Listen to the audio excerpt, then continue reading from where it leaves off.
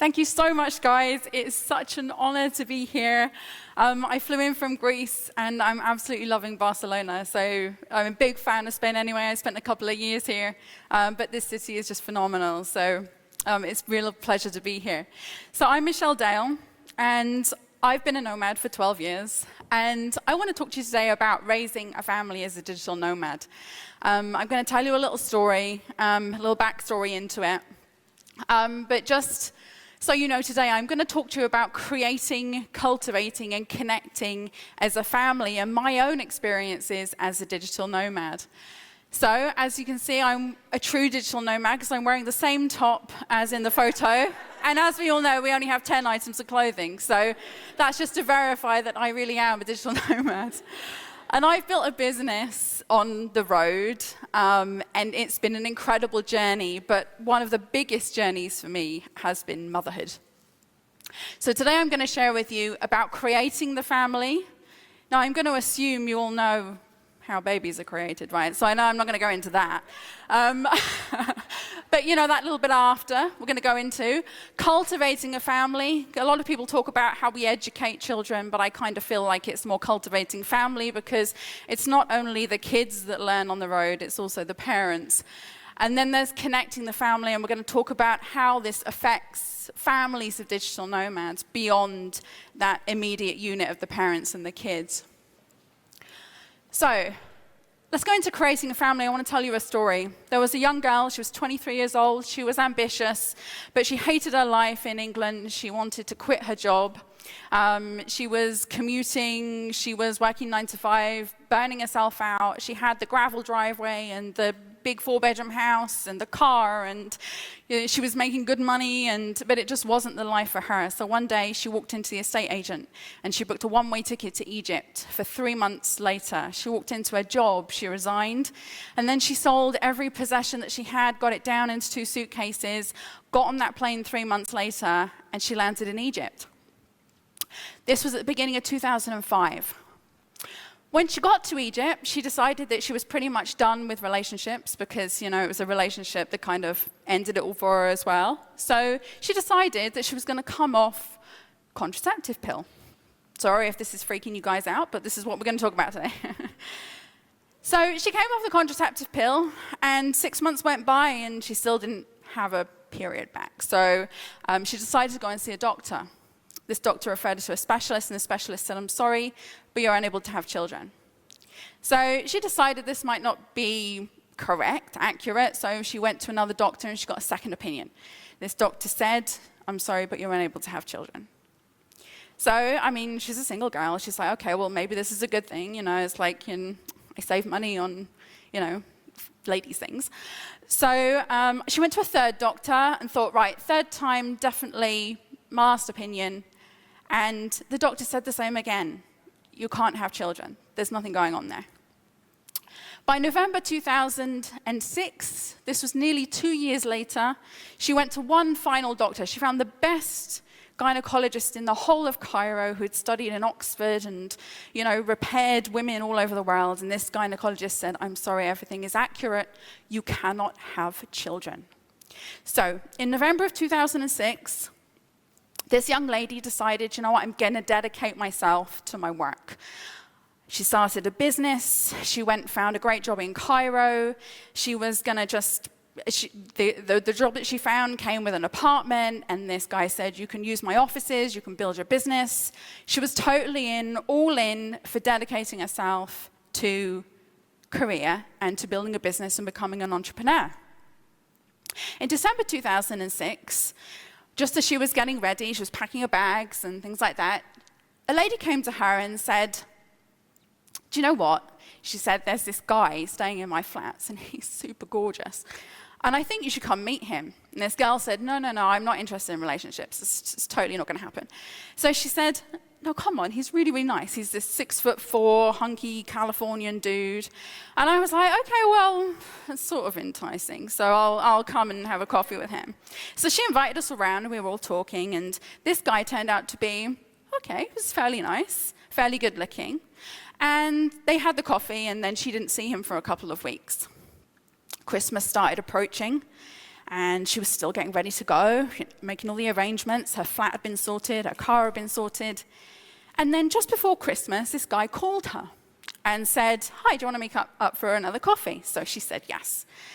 And in January, on January the 3rd, in 2007, she met with this guy for a coffee, and she said, "Look, it's not going to happen. Just so you know, I can't have kids. So I'm going to Cairo. I'm not able to conceive children. This isn't going to work, but, we've only known each other a couple of weeks.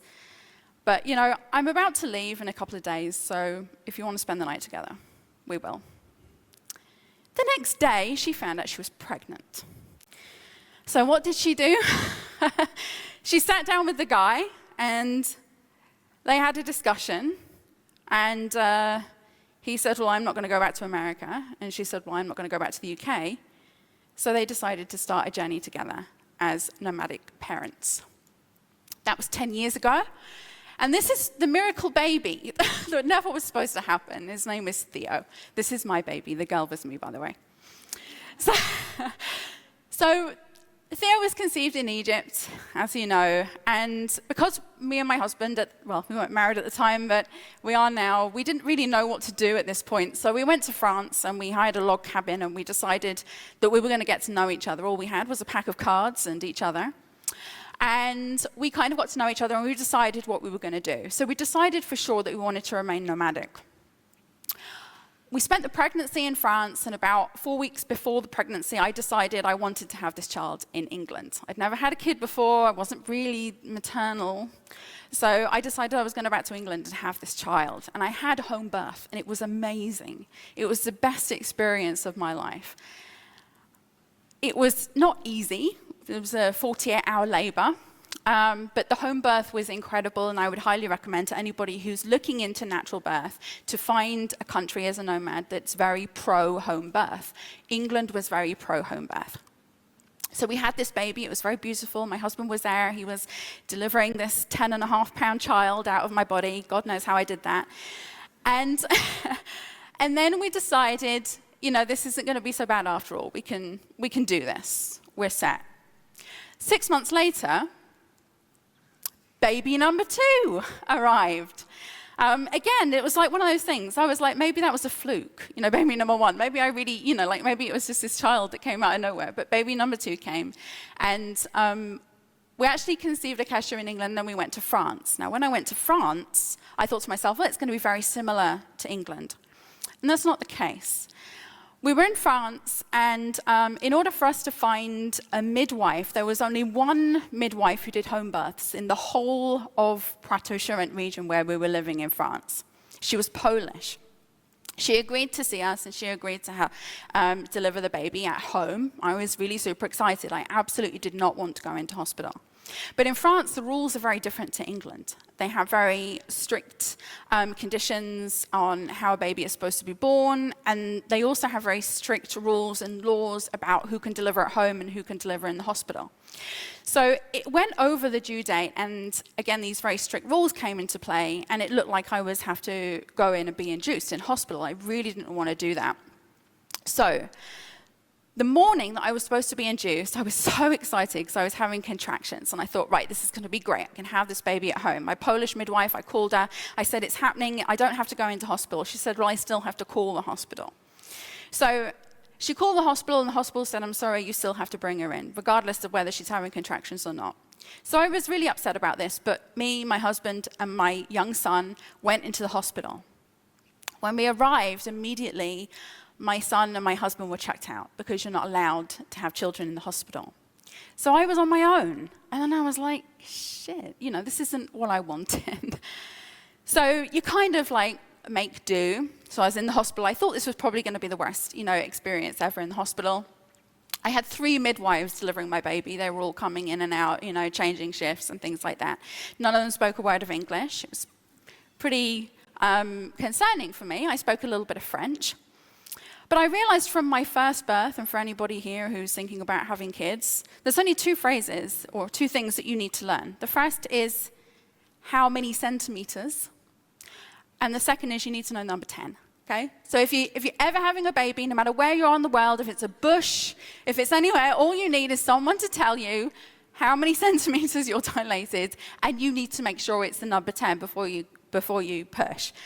Sorry to be graphic again, but this is a family talk.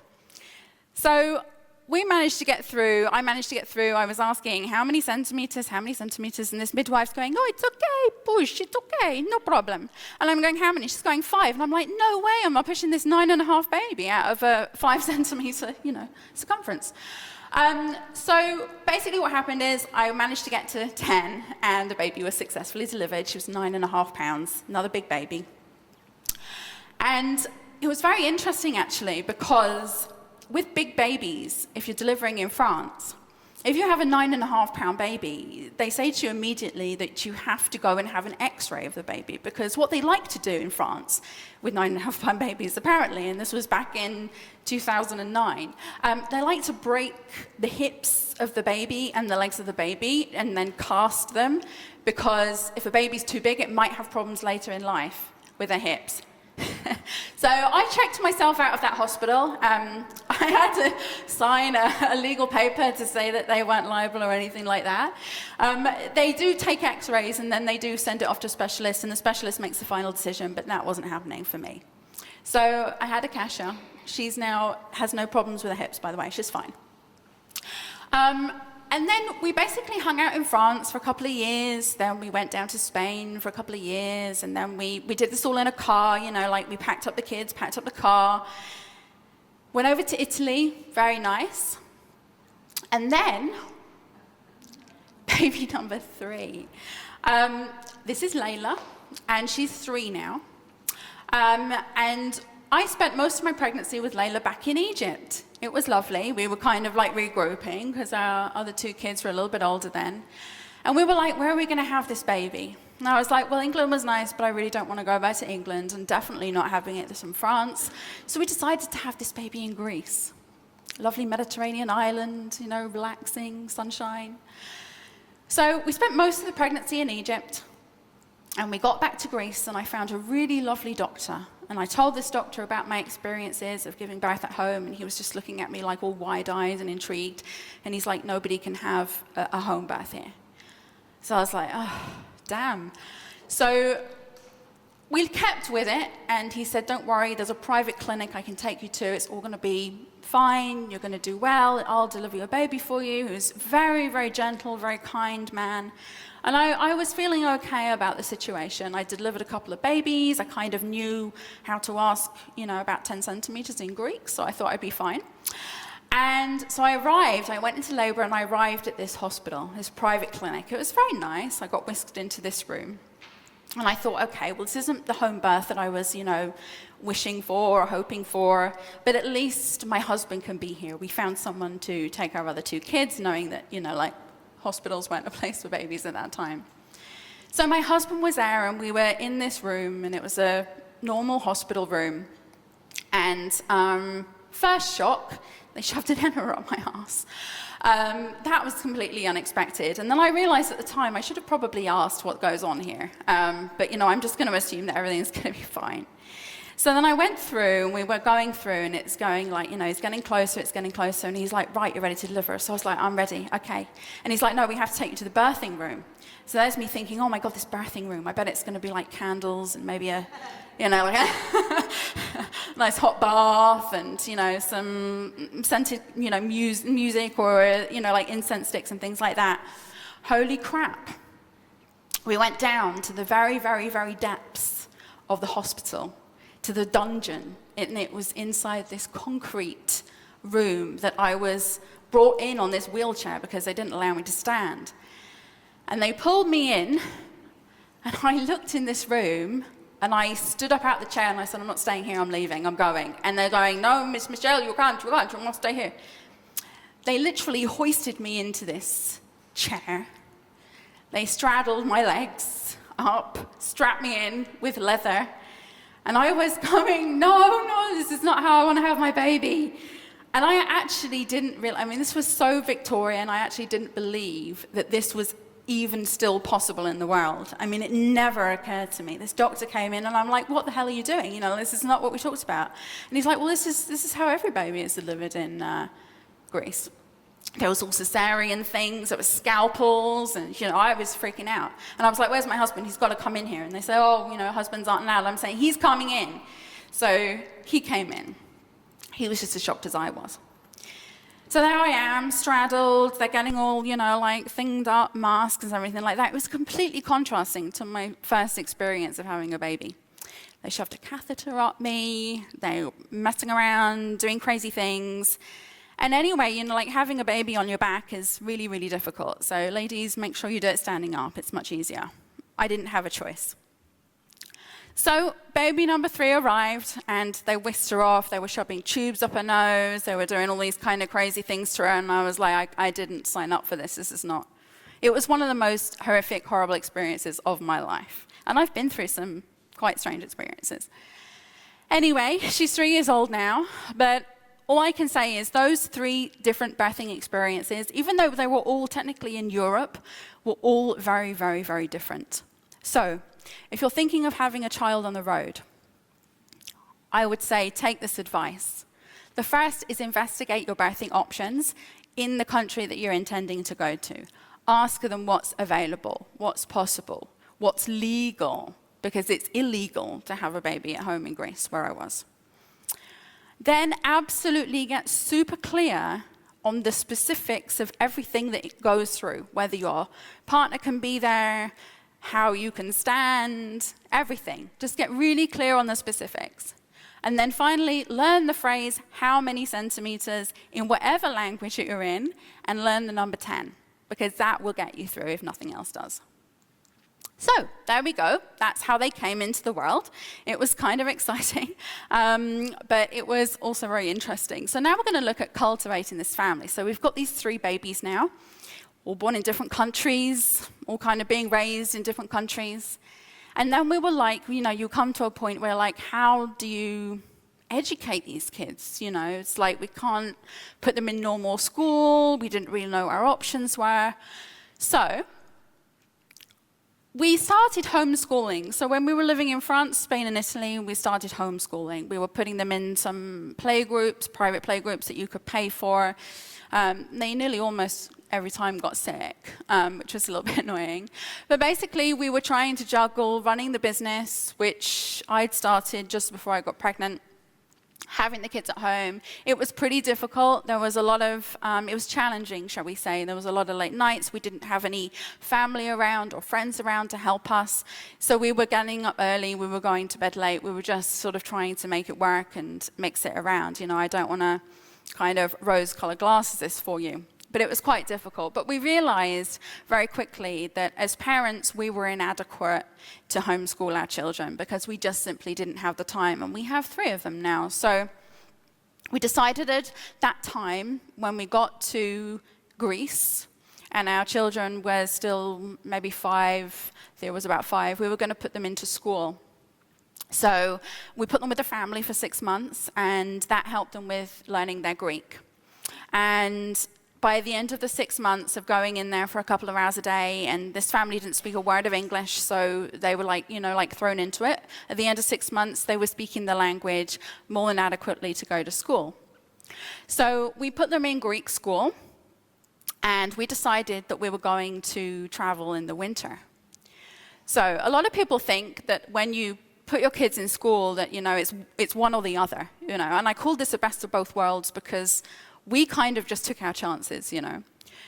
So my daughter's here on the right in the pink. So we put them into Greek school and they did really well. They're now completely fluent, bilingual. They talk to each other in Greek. I guess that's because they don't want to know don't want us to know what they're saying. But we take them out of school every winter and we go traveling. So we're there in Greece in the summer, and then they're in school in like the spring and the start of the autumn. And then when the weather gets colder in Greece, we take them traveling. Now, every time we've taken them out of school, and it's been a number of years now because, I mean, he went into school when he was about 5, he's 10 now. Every time we take them back, they say, you know, you can only have your child outside of school for 20 days. If you bring them back, they'll have to restart the year. It's never happened. We We take them out and we put them back, and we take them out and we put them back. And that's just the way it goes. For anybody who's thinking, oh, well, the rules in this country say you can't do that, or the rules in this country say you can't do this, just simply try. That's all I can suggest. So, they're schooled for part of the year in Greece, where they speak fluent Greek in a Greek school. And then for the rest of the year, we do tutoring. So when we travel, we have people who teach them Greek online so they don't lose any of their Greek. And this helps as well when we're trying to put them back into Greek school. This was this winter in Egypt. When we go away and we travel, my son is very academic. My 10-year-old, he's very scientific. He likes origami, and he likes astronomy. You try carting around a telescope through airport security while you're traveling, it's a nightmare. But he loves all these things. He's a real scientist. My daughter, on the other hand, is very outdoorsy. She likes horse riding, and she likes swimming, and she likes scuba diving and snorkeling. So what I find is that there is a lovely balance between the two. Because in the summer we can take our kids and, they're doing their schooling in Greece and they're in that kind of environment where they've got friends and they've got their lives and they've got their stability. But in the wintertime, my daughter gets her chance. She goes horse riding and we have these online tutors, and she does martial arts and ballet and pretty much everything that you can think of. And that's our cycle. We're actually reversing this cycle because we're actually buying a place in Egypt, and then we're going to reverse it, and we're going to come back to Greece in the summer and do winter in Egypt, but we're going to have our base in Egypt. But that's pretty much what we do. That is our lives. And we don't make any rules for ourselves. If one day we take them into the school and the school says you can't bring them back, we'll figure out another option. But there are always other options. Always. It's never about choosing one or the other. It's never about us or them. It's about me and mine. It's about making the decisions that are right for you at whatever time that is. And don't worry about your children not having the right education or not being able to get into university and these type of things, because you'll just know. You'll know what's right for them at the point. You'll see them grow, you'll see them adapt, and they will ask you and they will tell you what they want to do. They will tell you if they enjoy the more formal environment of school. They will tell you if they prefer to stay out of it. My daughter would prefer to stay out of school. My son would prefer to be in school. So you have to adapt and make it work. So, tips and advice. There is no right or wrong when it comes to education. It's all about listening to your kids, listening to what works for you.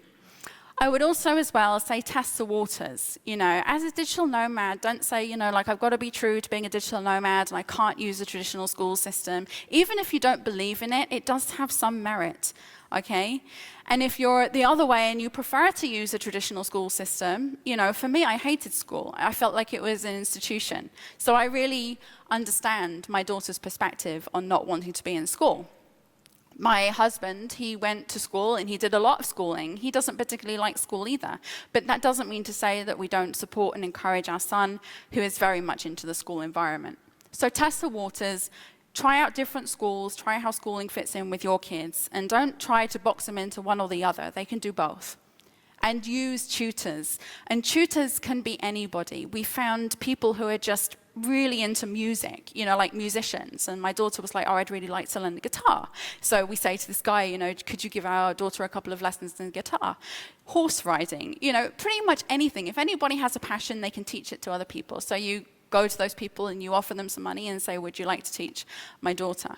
And that's basically how we've worked it. We found very passionate people who love what they do, not doing it just for the money or not doing it just to pay the bills and it's just because it's a job, but passionate people who could transfer their energy and their passion into our children and what they love to do. So now I want to talk to you about connecting. This is always an interesting topic because the first time I told my mother that I was pregnant, she had a complete shock. Obviously, because of the circumstances, it wasn't ideal. But second, because she was like, well, I will never be a grandmother to this child. If you're not going to come back to England, I will never see this child. How are they ever going to know who I am? So you start going through the connection process and the guilt over the relationships. My husband's family was in America. You know, we weren't down the road. How do you have these children but have them part of an extended family without feeling so isolated because of your choices in life to travel? So all I can say is that there is a lot of guilt over the relationships that people might place upon you because of your decisions of how you raise your children. But you have to understand that they're not doing it to be nasty, and they're not doing it to say that they don't think that you're going to be able to raise those kids properly. They're doing it for their own reasons, you know, and you have to be a little bit sympathetic towards that. So a couple of things that we've done. Look at my daughter there. She's so tired. It was like Taj Mahal, and she was like mega hot. She was like melting. She's like, all right, I'll do a photo. I was like, come on. Okay, so quality over quantity. The first thing you really have to communicate to your families is it's not about the quantity of time that you're with them. It's about the quality of time. Right now, we see our families probably about twice a year, usually around Christmas time, and then maybe sometime in the summer if they come and visit us. And during that time, it's like 2 weeks of solid grandparent time. It's just 2 weeks of solid being there, having fun, making memories together, and that's something that you can never take away. Now, I lived in the UK, and I lived a couple of hours away from my parents. I would never see them, never see them. We weren't making memories, we weren't building, you know, like parts of our lives together or anything like that. We were just there. I was there, and they were there, and that was it. But now we have the opportunity to spend quality time with each other, and the kids really pick up on that. So it's really about quality over quantity and conveying that that's really important as part of a family dynamic. Then we've got connection over location. So this is us is on safari. So we took my 3-year-old on safari, and when I talk about connection over location, I'm talking about digitally connecting with people. We already talk about communities, but your family is also a community. So for us, we share photos, we make videos. On birthdays, we get our kids to say happy birthday, you know, on camera, and we send that to our family. We get them to do videos of things that they're doing at school. We take videos of birthdays. We make sure that they're totally and utterly photographed so that our family feels that they are still part of their lives. And that's another important thing. It's not so much the disconnection or the distance between families, it's the feeling that they won't be a part of this child's life. You know, it's like, how will they ever know who I am? So it's really important to make sure with the family dynamic that you make sure that your children know who their extended family is.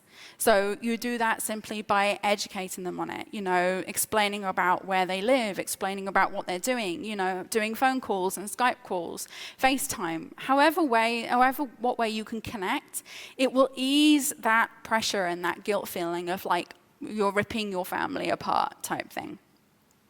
So I would say that it's really important to convey the connection over the location. So, the tips and advice I have for you in this respect. Include and be accessible. So make sure that no matter where you are in the world, you always include your extended family. So they know what's going on, so they know that you're safe. You know, we have a lot of problems where we choose locations, they're like, oh, is it safe? Are they going to get sick? Have you had your jabs? Have you had your vaccinations? Da, da, da.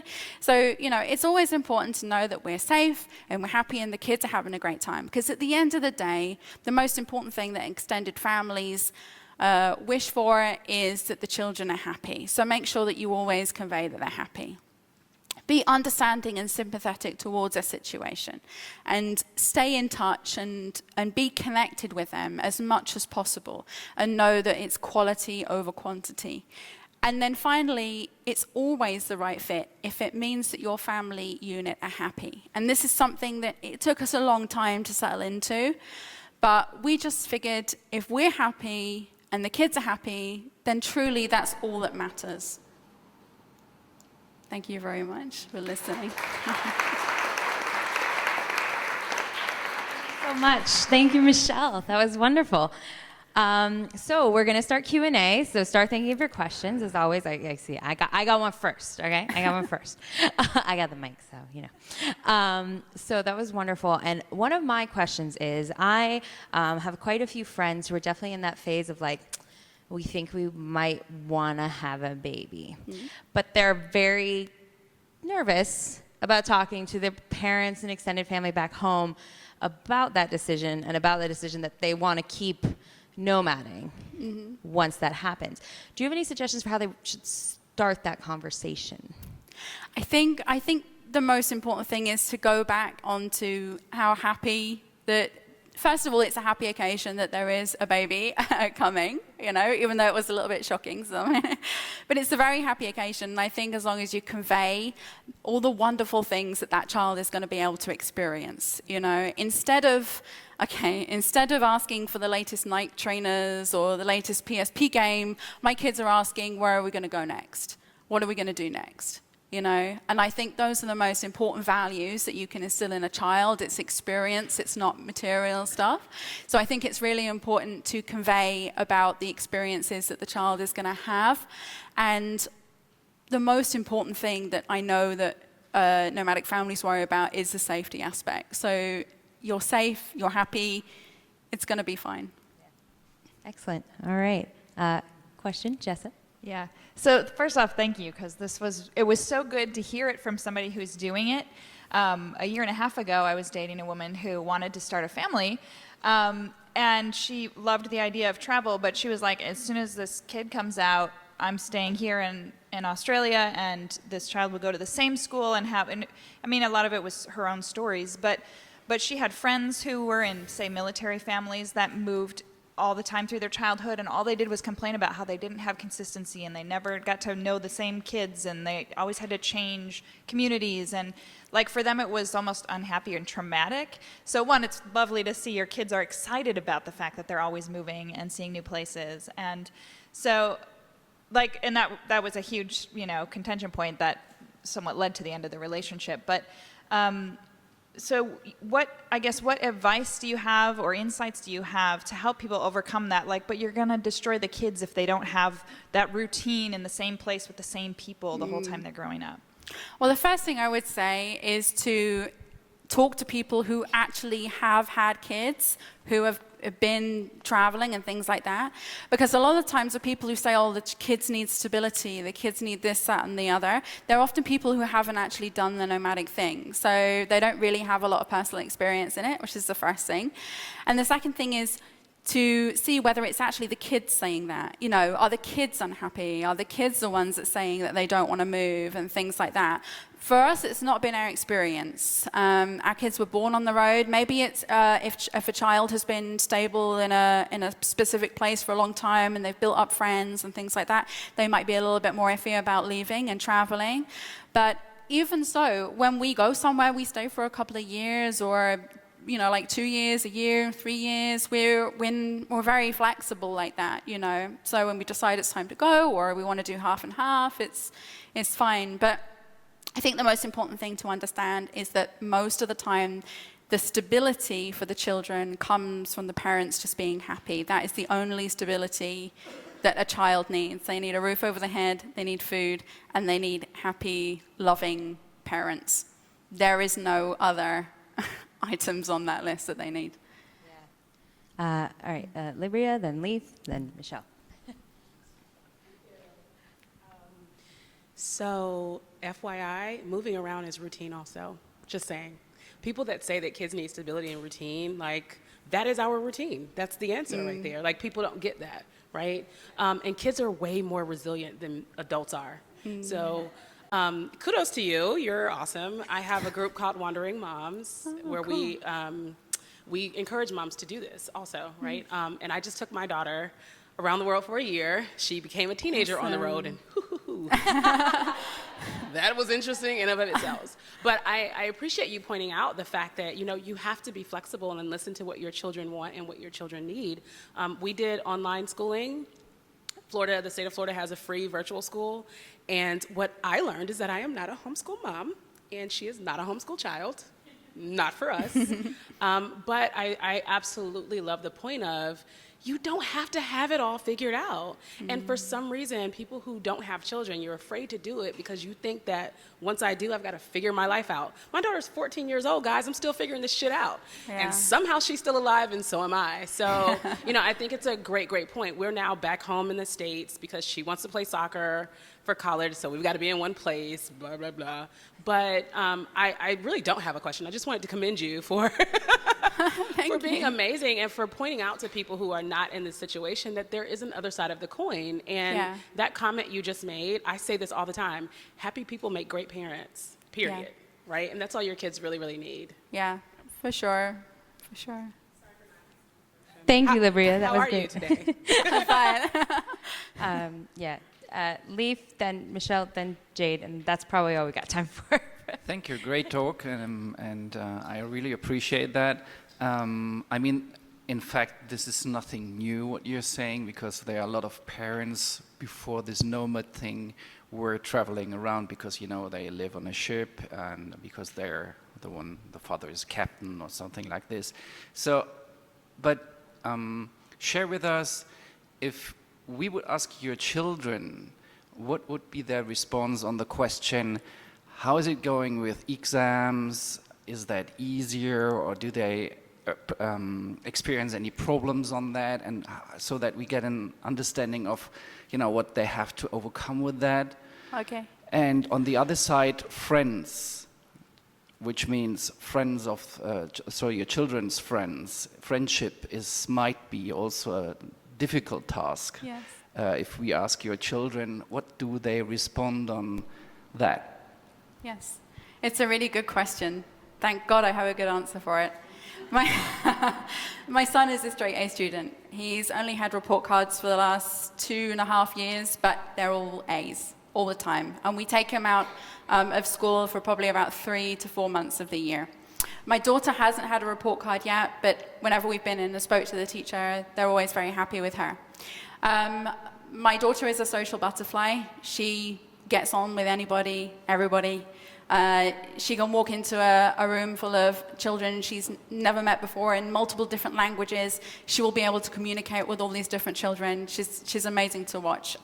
She's an extrovert, I'm an introvert, so I marvel at her. My son is very shy, but my daughter kind of brings him out of his shell a little bit. So there's an interesting dynamic there with the kids, but I've not seen any instances or problems with them socially. We make sure that they have plenty of time with other children, even while we're traveling. Usually wherever we are, there's always kids hanging around. We take them to playgrounds, we take them to fun parks and all sorts of things. And there's always kids around, and they always manage to find friends. And we always are very compelled to make decisions for our children about what's best for them. Very rarely do we actually sit down and ask them how they feel about certain situations. And we do that often. We check in with our family often. We check in with our kids often. We're like, how do you feel about this? And they're all like, yeah, whatever, sure. They're like, yeah, what? We're like making a big thing out of it. We're gonna go to India. How do you feel about that? Like, okay. I think over here we had a question. Yeah. Yeah, I have a more logistical question, because I feel like just as a single person myself, I tend to accumulate a lot of stuff, and moving from country to country sounds daunting just for me. So I can imagine with 3 kids that you must accumulate some stuff. How do you go about moving your entire family between continents or countries sometimes? So for 7 years, we had a 7-seater Honda, big people carrier, with a roof box. So we would go to a country, we would take our stuff. We would only make sure that we took whatever we could fit into the car. We drove mostly cross borders and took boats. And then we got to the country. Obviously, after a couple of years, you accumulate stuff. And then basically before we were due to leave, we would just have a massive clear out, pack the car up again, and go. And that's it. Now we have a base in Greece, so we rent a house there and we kind of keep most of our stuff there, but then we only travel for periods of time and go back, so it's slightly different. But for 7 years, it was just clearing out and moving and clearing out and moving. And you get so used to it, like it feels like such a relief to actually do the clear out at the end of the year or 2 years. It's like, oh, I can breathe again now, you know, like we can accumulate so much stuff. Awesome, thank you. Jade, yeah? What do you use for teaching normal school subjects like maths, and you want to keep the curriculum going, so at the end of the year you've got that exam, I guess? I know you use tutors, but do you use anything else?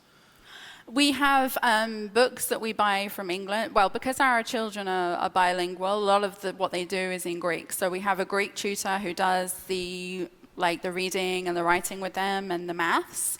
And maths is transferable in pretty much any language because it's numbers. So we leave that to them. And then we have books in English that we purchase online.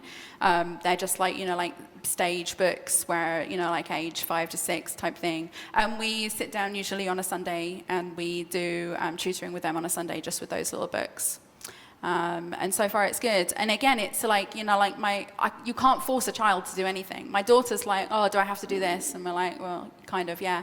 And my son's like, I'm on the next book now, what can I do? So it's funny because you think the upbringing determines, how the child is, but it's not. It's entirely the child. But my son helps my daughter as well on subjects, and yeah, he's kind of a geek. But yeah, we just use those books and online tutors. Awesome. Well, I know you guys definitely have more questions for Michelle. Totally understandable.